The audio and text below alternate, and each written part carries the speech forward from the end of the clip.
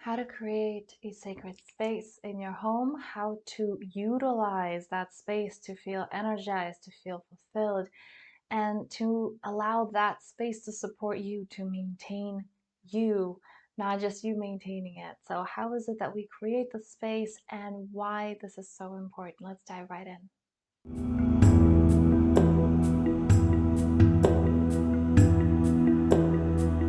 I am so glad to be here because I actually haven't made a video in a few weeks because it was just Halloween and also all the birthdays in my family. But today I'm bringing in a topic that I want to address in September, and that is the importance of creating that sacred space and how do we do it. And this is something that I posted on my Instagram, just like a short reel of everything that I did creating my workspace and why is that important.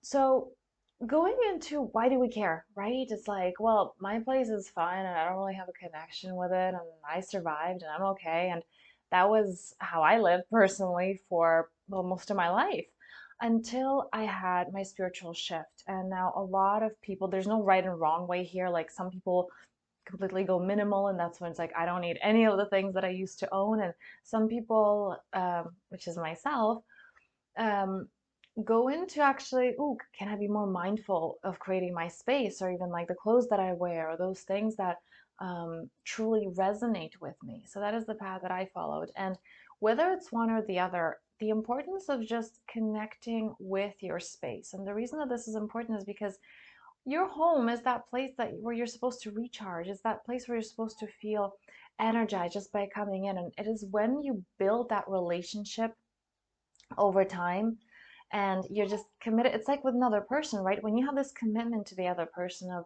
I want to build a relationship with you, I want to create something with you, then it's that giving and receiving, right? So I know that in my spaces, even when I go on vacation, and there are places that I absolutely love, okay, but when I come back to my home, especially my room, because there's a meditation space, and it's like I'm very mindful of the energy that I create there, and I create it very consciously. So whenever I go back to the space, I just need to step into it, and the energy shifts. Like that whole energy just nurtures me because I invest so much in it. And I don't mean money, I mean time and energy and care. I use my time to connect with the space. What is it that wants to be co-created here? So today I'm going to walk you through basically what I did when I created this whole space, my office space.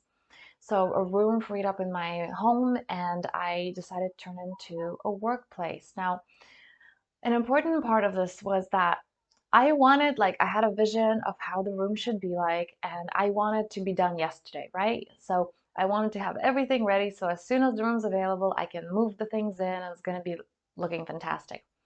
However, the important part of that I missed was the co-creation. And this is what we do in different aspects of our lives, right? It's like, but I want it this way. And we have this like tunnel vision, this is how it's going to be, or this is how it's supposed to be. And we don't allow life to make it better, to give us more opportunities for growth. So I understood that actually by limiting, like I was limiting myself by doing that, by having this vision of this is how it's supposed to look like, and not actually co-creating with the space together. So I actually, one of the things I hung something like this large glass picture on the wall. I was told to remove everything because the space had to be completely clear so that I would be open to the energy.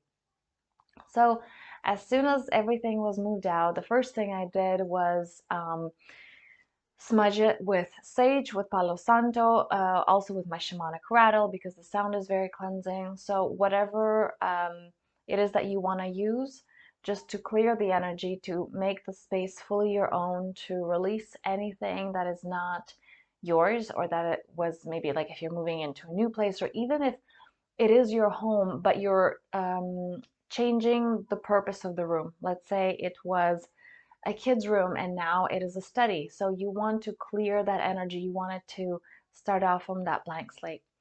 So that is the first thing, is cleansing. Number two. Number two, I sat with the elements. So I always have, whenever I work with clients or in my own altar, I have the earth, yes, the earth element, then the water element, the fire element, and the air. And this is really summoning those, some shamans work with directions as well. So summoning those elements, something greater, something beyond you to support you in creating that space. From that place, it was just sitting with what wants to come through, what wants to be created here. And I did at some point just putting my hands down on the, first of all, opening the sacred space, and that's a whole other video that, let me know in the comments if you want this. I can make a video on how to create a sacred space, or maybe if you're doing a ceremony or something, even like the equinox celebration, or we have the winter solstice coming up. So whatever that is that you need to open that space for, let me know if you want a video on that and I can make that happen. So a big part of it was creating, opening that space, opening the heart, allowing that to come through. And I remember at some point I was just called to put my hands on the floor and just feel connected to the space.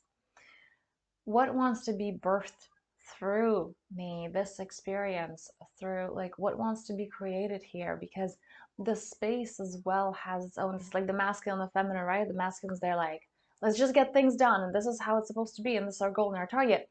But the feminine is there kind of like, but can we feel life? And can we be intuitive? Can we go with the flow? So it's a lot freer, and there's so many more possibilities when we tune into that feminine and when they actually work together, the masculine and the feminine energy. So this is why it's important not just go, like I said, what I wanted to do originally, like bulldoze, this is my vision, this is how the room has to look like, but tuning into how can this space help me? What is it willing to offer to me? And then I began to bring everything in, and even after everything was set up and the room looked the way I wanted to, even though there were still some bits and pieces, it was again just sitting in the middle of the room and thanking it, first of all, for the dialogue, thanking it for everything that, for the inspiration to create this space, thanking it for all that will be birthed here, all the creative processes, all the inspiration, the motivation. So basically what I'm trying to convey here is the importance of that relationship, that you want the space to work with you. And this is just generally what's coming up for me. This is kind of how a lot of people just treat Mother Earth, that it's just kind of like, oh no, it's the resources that I can just use and abuse, and I'm not really asking. That's not the way that we want to go about this. That's not something that's sustainable. So a large part of actually shamanism, or a lot of native traditions, is that you are working with the land, you're working with the animals. Like, for example, even when those tribes would go hunting, in many cultures, it would be, we only take as much as we need. You go to the forest, you take only what you need, and you leave everything else as you left it. So even with the animal, it was asking, can I eat your meat? And is this, that it's an offering from the earth and you give back to the earth in some other way. So there was this, like, we are part of the natural world, and reconnecting with that. Now, even though we live in houses and basically, as some people like say, boxes, we can still do that because it's about reconnecting with the life energy in general. So on this note, to recap, if you're creating a new space, or if you're changing the purpose of a new space, or actually maybe it's the same space, but you just want to completely shift, I don't know, how your bedroom looks like, or kitchen, or whatever it is, what are the steps? So number one, ideally clear as many things, like take out as many things as you can. Number two, cleanse the space, whether it's Palo Santo or sage, or maybe it's sound, those singing bowls as well, that can be fantastic. Number three, ask the place what wants to be birthed through you. What is that energy moving through you? What does the space want to co-create with you? Um, Instead of just being so determined to just have it your way only. Then number four, actually creating that space physically, bringing things in, cleaning things. Actually, for me, that was the first step, but just making sure the space is really yours, and just really bringing in objects that resonate, that feel good to you. And the last one is thanking the space, thanking for its offering something to it, and maintaining that connection as you go whether it's every day or every week, maybe it's once a month, something like a new moon ritual or a full moon ritual. This is something that I do every single new moon. I go around my home and I sage it, I cleanse it, and I ask what do you need right now. So really the maintenance of that relationship, just as you would with another person. On this note, I hope that this resonated. Let me know in the comments whether you feel connected with your space, whether you feel that it's there nurturing you, or maybe it's actually depriving you sometimes. That can be the case as well. So let me know where you are at with that, and I'll see you in the next one.